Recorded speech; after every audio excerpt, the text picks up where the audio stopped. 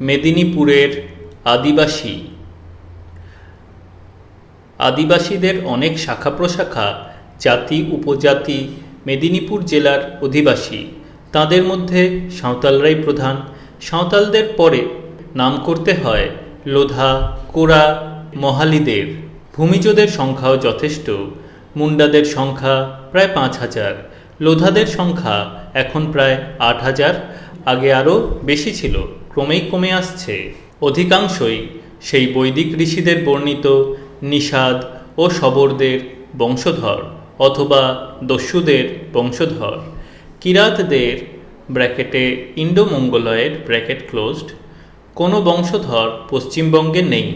নিষাদ ও দস্যুদের এইসব বিচ্ছিন্ন ও বিপর্যস্ত বংশধররা আজ দারিদ্র্যের চাপে প্রায় নিশ্চিহ্ন হয়ে যেতে বসেছে। প্রতিবেশী বিভিন্ন হিন্দু জাতির সঙ্গে দীর্ঘকাল ধরে পাশাপাশি বসবাস করে এরা প্রায় সিকি হিন্দু বা আধা হিন্দু হয়ে গেছে আজ। সংস্কৃতি বিজ্ঞানীর কাছে এরা তাই কৌতূহলের বস্তু। বিভিন্ন সংস্কৃতি ধারার বা সাংস্কৃতিক উপাদানের মিলন মিশ্রণ অনুশীলনে উৎসাহীদের পক্ষে মেদিনীপুর প্রশস্ত ক্ষেত্র। ঝাড়গ্রাম ও কেশিয়ারি অঞ্চলে একাধিক গ্রামে আমরা ভ্রমণ করেছি। ঝাড়গ্রামের উত্তর থেকে দক্ষিণে, পূর্ব থেকে পশ্চিমে প্রায় প্রত্যেক উল্লেখযোগ্য গ্রামে গেছি। অনেক গ্রামে লোধা, কোরা, মহালি, সাঁওতাল, ভূমিজ প্রভৃতি জাতির বাস আছে। শুধু লোধা বা কোরা, মহালিদের বাস আছে এরকম গ্রাম খুব অল্পই দেখা যায়। দাঁতন, নারায়ণগড়, জাম্বনি থানায় কেবল লোধাদেরই গ্রাম 1-8টি দেখা যায়, কিন্তু সংখ্যায় কম। লোধা, কোরা বা মহালিরা মনে হয় সাঁওতালদেরই বিচ্ছিন্ন সব শাখা। অন্তত চেহারা দেখে তাই মনে হয়।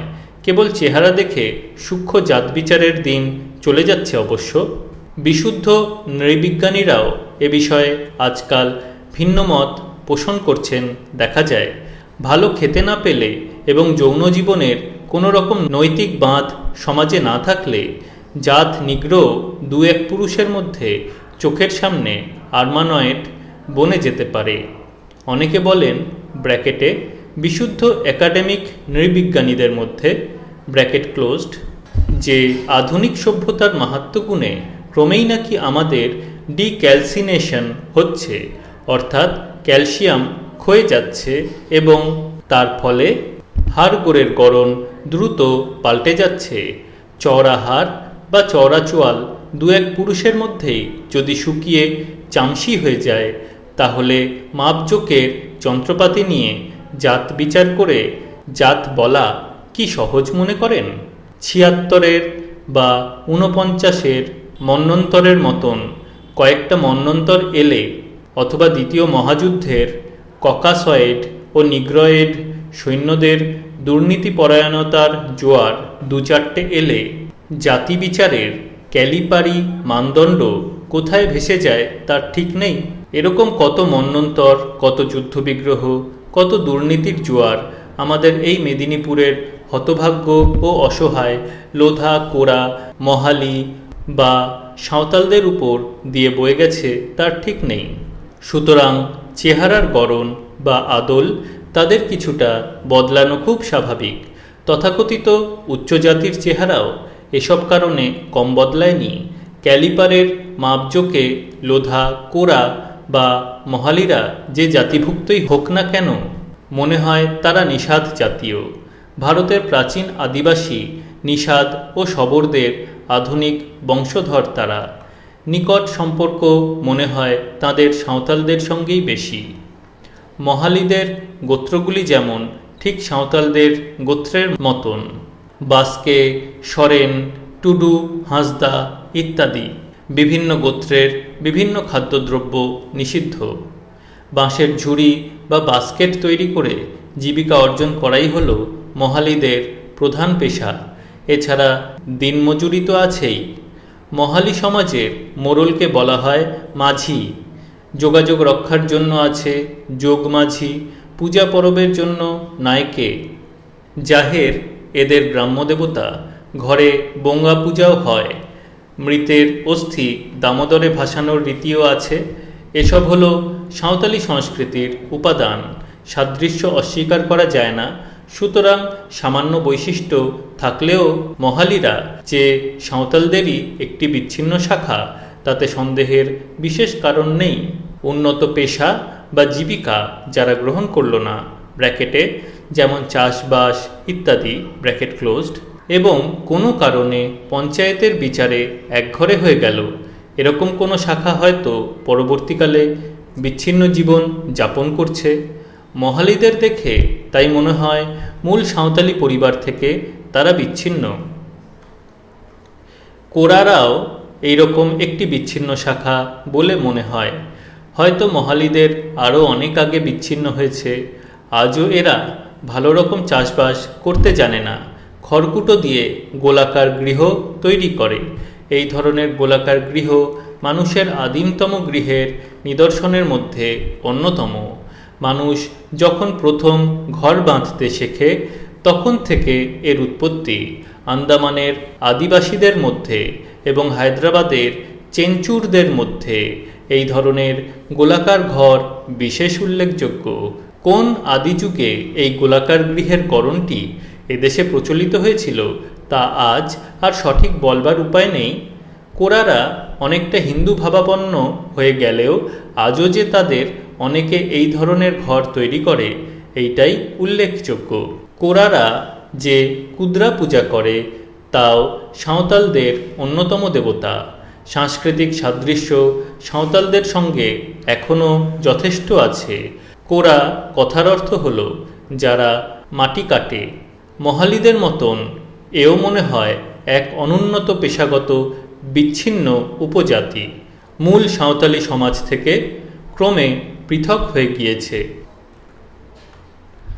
লোধাদের ইংরেজরা জন্মদাগী বা স্বভাব দুর্বৃত্ত, ব্র্যাকেটে ক্রিমিনাল ট্রাইব, ব্র্যাকেট ক্লোজড, বলে চিহ্নিত করে গেছেন এবং আজও তারা সেইভাবে চিহ্নিত হয়ে রয়েছে।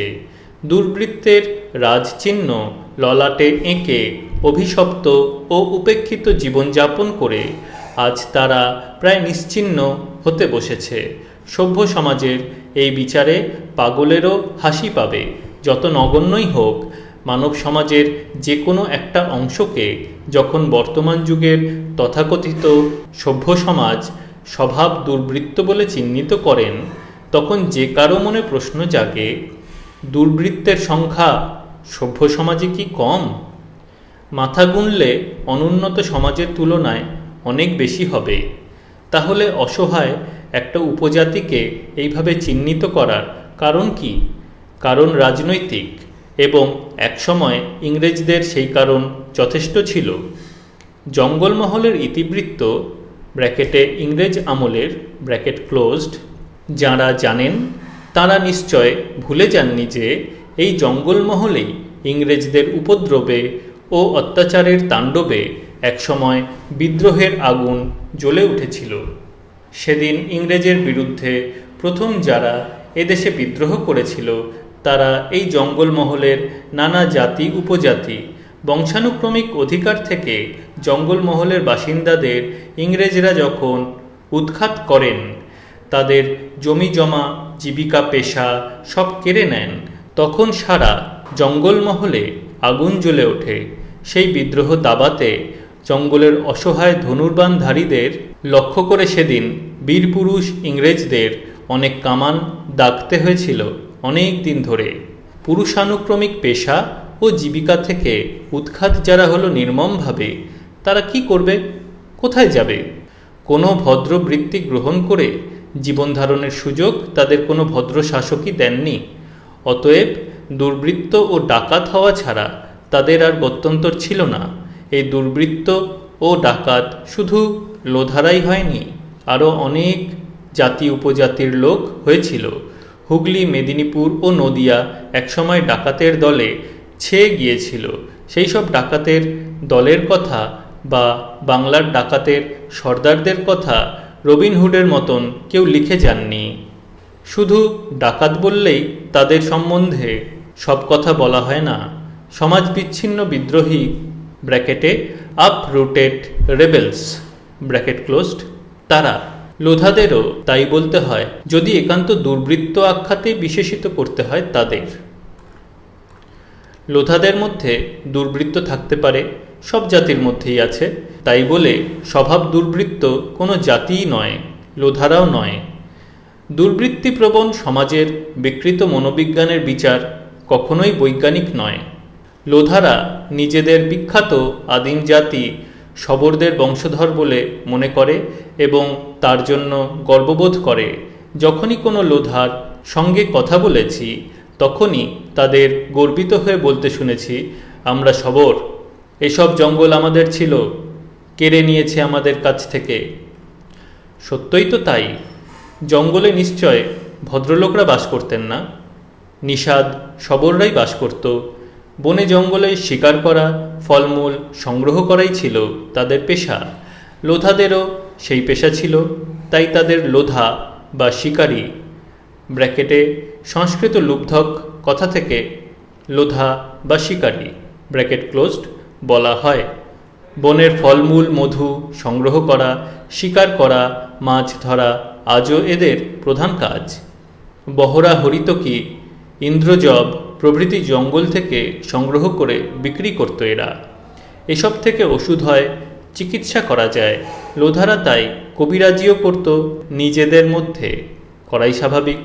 সাঁওতালদের বিরাট একটি আয়ুর্বেদ শাস্ত্র রেভারেন্ড বডিং ব্র্যাকেটে reverend Bodding Santal medicine bracket closed দীর্ঘকাল ধরে গবেষণা করে সংকলন করে গেছেন। লোধারাও এই রকম গাছপালার শিকড় দিয়ে অনেক দাওয়াই তৈরি করতে পারে। সাপের চামড়া, কচ্ছপ ইত্যাদি বিক্রি করাও এদের ব্যবসা। সাপ ধরতে লোধারা ওস্তাদ। লোধাদের মধ্যে প্রচলিত উপাধিগুলিও বিশেষ লক্ষণীয়, যেমন নায়েক, মল্লিক, দিগর, সর্দার, ভোক্তা, কোটাল, দণ্ডপাট, ভূঁইয়া ইত্যাদি। এসব উপাধি সামাজিক বৃত্তি ও পদমর্যাদাগত, স্থানীয় সামন্তদের দেওয়া উপাধি। যারা নায়েক ছিল তারা দিগর ছিল, যারা সর্দার ছিল, যারা দণ্ডপাট ছিল তারা দুর্বৃত্ত হলো কি করে? বিশেষ করে স্বভাব দুর্বৃত্ত। স্বভাব দুর্বৃত্ত যারা, তারা কোনো সমাজ ব্যবস্থাতেই এই ধরনের দায়িত্বপূর্ণ পদ পেতে পারে না। লোধারা যে জাতিগতভাবে দুর্বৃত্ত ছিল না কোনো দিন, তা তাদের এই সব উপাধির ভিতর থেকেই আজও বোঝা যায়। লোধাদের গোত্র আছে, সমাজ আছে, সামাজিক আচার অনুষ্ঠান ক্রিয়াকর্মও আছে। সমাজের মোড়লকে বলা হয় মুখিয়া। মুখ্য কথা থেকে মুখিয়া হয়েছে। এদের নিজেদের কথা নয়, ধার করা কথা। যে সংবাদবাহক বা ডাকাডাকির কাজ করে তাকে বলে ডাকুয়া। দেহেরি বা সহকারী টলিয়া আছে পূজার্চনার জন্য। গুণনী বা গুণিন আছে ঝাড়ফুঁক করার জন্য। শবরের বংশধর বলে পরিচয় দেয় যারা, তাদের মধ্যে শবরী বিদ্যার ব্র্যাকেটে উইচক্রাফট ব্র্যাকেট ক্লোজড প্রচলন তো থাকবেই। লোধাদের গোত্র আছে, টোটেমও আছে, স্বগোত্রে বিবাহ হয় না। বাঘ, শালমাছ, ফড়িং ইত্যাদি টোটেমের মধ্যে উল্লেখযোগ্য। মেদিনীপুরের ঝাড়গ্রাম অঞ্চল, সিংভূম, মানভূম ও বাঁকুড়া জেলার অনেকটা অংশ নিয়ে মনে হয় যেন স্বতন্ত্র একটি সংস্কৃতি কেন্দ্র গড়ে উঠেছে পশ্চিমবঙ্গে। প্রাগার্য সংস্কৃতির উপাদানের সঙ্গে বৌদ্ধ, জৈন ও হিন্দু সংস্কৃতির মিলন মিশ্রণে এক বিচিত্র সাংস্কৃতিক পরিবেশের সৃষ্টি হয়েছে এই অঞ্চলে। যে কোনো অনুসন্ধানী এই সাংস্কৃতিক সংমিশ্রণের নিদর্শন দেখলে চমৎকৃত হবেন। এই বিশিষ্ট সংস্কৃতি কেন্দ্রের ব্র্যাকেটে কালচার জোন ব্র্যাকেট ক্লোজড বিস্তৃতিও কম নয়। সিংভূমের সীমান্ত থেকে বাঁকুড়া জেলার বিষ্ণুপুর মহকুমার প্রান্ত ছাড়িয়ে হুগলি জেলার আরামবাগ মহকুমা পর্যন্ত এই কেন্দ্রের সীমা টানা যায়। আদিবাসী প্রধান এই অঞ্চলে প্রায় সর্বত্র পূজা পার্বণ, আচার অনুষ্ঠান প্রভৃতির যে বিচিত্র সাদৃশ্য দেখা যায় তা তা পশ্চিমবঙ্গের অন্যত্র দুর্লভ। এখানকার লোকসংস্কৃতির সমস্ত বৈচিত্র্যের মধ্যে তার ঐক্যটাই ফুটে ওঠে বেশি। সাঁওতাল, লোধা, মহালি, কোরা, ভূমিজ, বাউরি, বাগদি প্রধানত এইসব জাতির পূজা পার্বণ, আচার অনুষ্ঠান ইত্যাদির মধ্যে অদ্ভুত সাদৃশ্য দেখা যায়। সামান্য পার্থক্য কোথাও কোথাও লক্ষিত হলেও সেই পার্থক্যটা খুব বড় নয়, সাদৃশ্যটাই বড় কথা।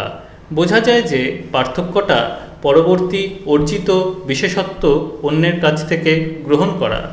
সেই ভৈরব ভৈরবীর পূজা, বরং পূজা, চণ্ডী পূজা, ক্ষুদ্রা পূজা, শীতলা ও মনসার পূজা, বিচিত্র সব নামে বনদেবীর পূজা এবং পূজা উপলক্ষে একই রকমের সব আচার অনুষ্ঠান। যেমন দেবস্থানে সেই সব পোড়ামাটির হাতি ঘোড়ার সমাবেশ, নানাকারের, নানা গড়নের। বিষ্ণুপুরের পাঁচমুড়োর ফাঁপা হাতি ঘোড়ার প্রচলন অনেকটা এলাকা জুড়ে, হুগলির আরামবাগ ও মেদিনীপুরের ঘাটাল পর্যন্ত। গড়বেতা অঞ্চলে তো বিষ্ণুপুরের প্রভাব খুব বেশি।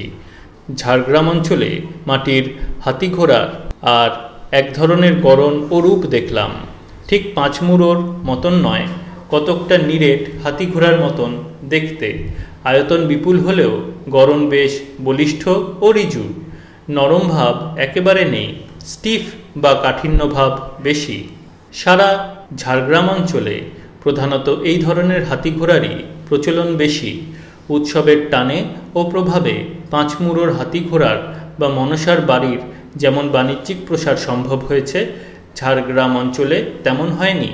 স্থানীয় কুম্ভকাররা স্থানীয় বাসিন্দাদের চাহিদা অনুযায়ী হাতি ঘোড়া ইত্যাদি তৈরি করে এবং এক স্থান থেকে অন্য স্থানে তাই গড়নের তারতম্যও হয়। এই হাতি ঘোড়াই হলো এই অঞ্চলের দেবস্থানের সবচেয়ে বড় নিদর্শন। দুপাশের গভীর শালবনের ভিতর দিয়ে যেতে যেতে হঠাৎ দেখা যায় কোনো গাছতলায় এই হাতি ঘোড়ার সমাবেশ। বোঝা যায় দেবস্থান, বলে দিতে হয় না।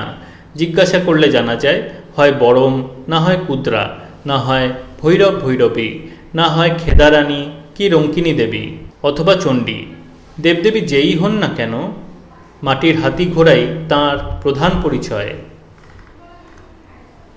কোথা থেকে এই হাতি ঘোড়ার এরকম বিচিত্র আমদানি হলো এবং কি কারণে হলো তার কোনো উত্তর এখন আর জিজ্ঞাসা করলে পাওয়া যায় না।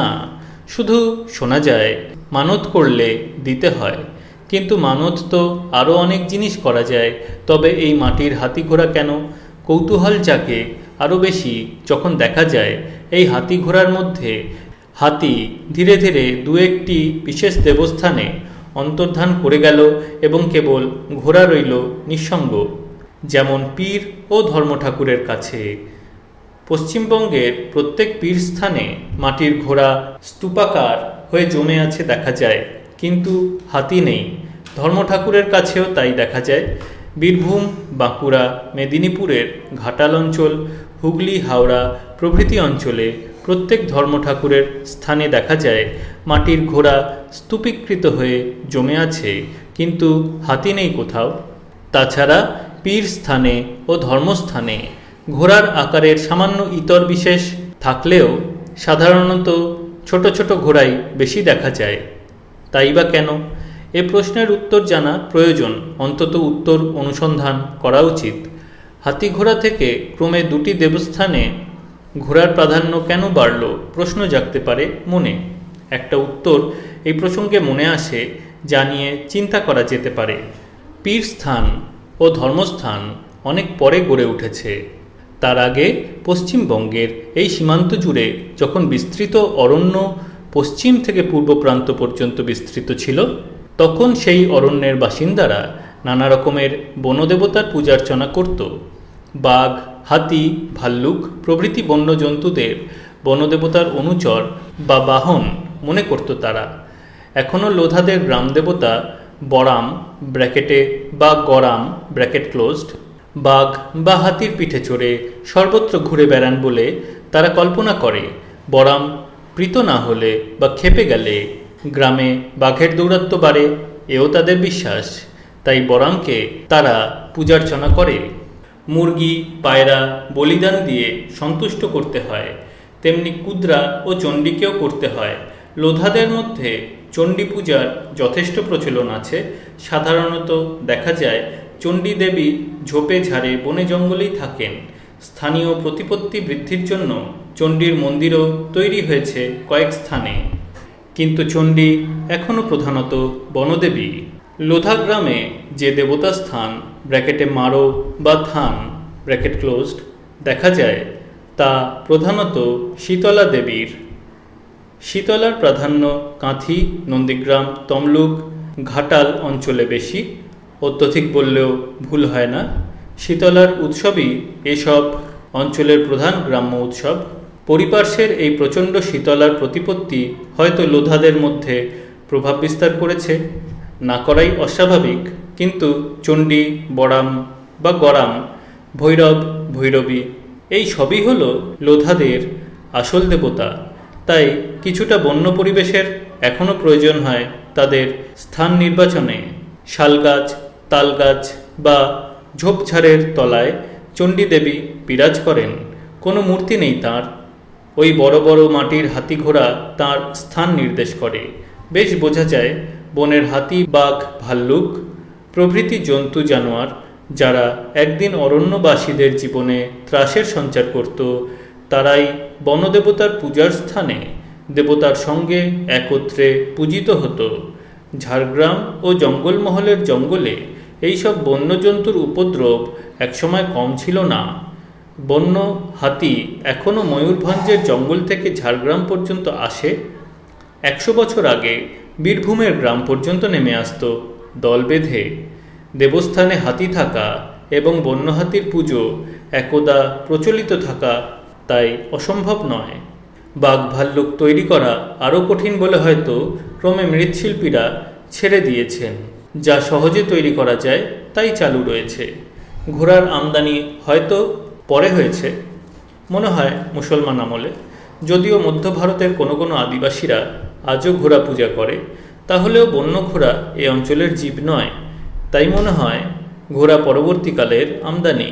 মুসলমান আমল থেকেই হয়তো হাতির পাশে ঘোড়া এসে দাঁড়িয়েছে এবং বাঘের চেয়ে ঘোড়া তৈরি ব্র্যাকেটে পটুয়া পদ্ধতিতে ব্র্যাকেট ক্লোজড সহজ বলে ক্রমে ঘোড়াই হাতির সঙ্গী হয়েছে।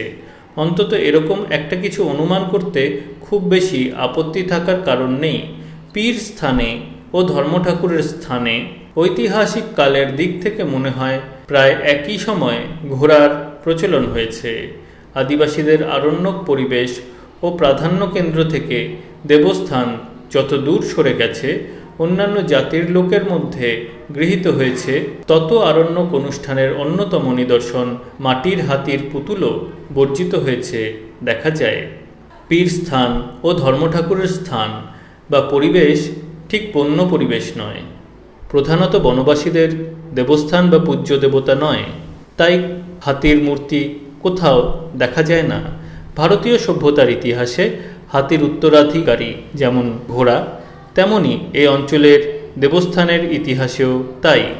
ধর্মঠাকুরের পাশাপাশি যেখানে বড়াম, চণ্ডী, ভৈরব ইত্যাদি একই গ্রামে বিরাজ করেন, সেখানেও দেখেছি বড়াম, চণ্ডী, ভৈরবের স্থানে ঘোড়ার সঙ্গে সব বড় বড় হাতি রয়েছে। কিন্তু ধর্মঠাকুরের স্থানে ভুলেও একটি হাতি দেয়নি কেউ। কদাচিৎ ছোট হাতি 2-4টে দেখেছি কোথাও ধর্মস্থানে এসে পড়েছে, কিন্তু সেটা ব্যতিক্রম। প্রচলন বা প্রথা হলো ঘোড়া দেওয়া, যেমন পীর স্থানে তেমনি ধর্মঠাকুরের স্থানে। দক্ষিণ পশ্চিমে সিংভূম, ঝাড়গ্রামের প্রান্ত থেকে ক্রমে উত্তরে বাঁকুড়া, বীরভূম, বর্ধমানের আসানসোল মহকুমা ও বীরভূমের দিকে এবং পূবে সদর মেদিনীপুর, ঘাটাল, জাহানাবাদ বা আরামবাগ, বর্ধমান ইত্যাদি অঞ্চলে অগ্রসর হলে দেখা যায় দক্ষিণ পশ্চিমের দিকে ধর্মঠাকুর ক্রমে বিলীন হয়ে গিয়েছে এবং উত্তর পূর্ব দিকে ক্রমে ধর্মনিরঞ্জনের প্রতিপত্তি বেড়েছে। একদিকে বড়াম, চণ্ডী, কুদ্রা, বনদেবতা ইত্যাদির উৎসব, আর একদিকে ধর্মঠাকুরের উৎসব। এই দুয়ের সঙ্গম হয়েছে 4টি জেলার সঙ্গমস্থলে। মেদিনীপুরের ঘাটাল মহকুমা, বাঁকুড়ার বিষ্ণুপুর মহকুমা, দক্ষিণ বর্ধমান ও হুগলির আরামবাগ মহকুমা হল এই সঙ্গমস্থল। বাংলার সংস্কৃতির ইতিহাসে এই সঙ্গমস্থলের গুরুত্ব যে কত বেশি তা বলা যায় না।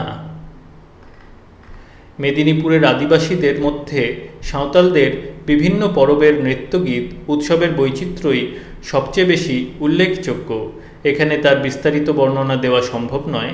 সাঁওতালি উৎসবের ধারাই লোধা, কোড়া, মহালি প্রভৃতিদের মধ্যে কম বেশি প্রচলিত। এত দুঃখ কষ্টের মধ্যে এদের উৎসবের প্রাণ প্রাচুর্য ও বৈচিত্র্য দেখে মনে হয় এমন এক সময় ছিল যখন এদের জীবন সংগ্রাম এরকম কঠিন হয়নি এবং সমাজের রঙ্গমঞ্চে শ্রেণীস্বার্থ সচেতন সুচতুর শোষকরা এসে এদের জীবন এমন দুর্বিষহ করে তোলেনি। তখন তারা খেয়ে দেয়ে নিশ্চিন্তে সুখে স্বাচ্ছন্দ্যে বাস করত। উৎসবের বৈচিত্র্য তখনকার সৃষ্টি। সাঁওতালি উৎসবের মধ্যে সবচেয়ে বড় উৎসব হলে কত রকমের নাচ আর গান হয় যে তাদের সবিস্তার বর্ণনা অসম্ভব। সারা ঝাড়গ্রাম অঞ্চল উৎসবের নাচ গানে মুখর হয়ে ওঠে।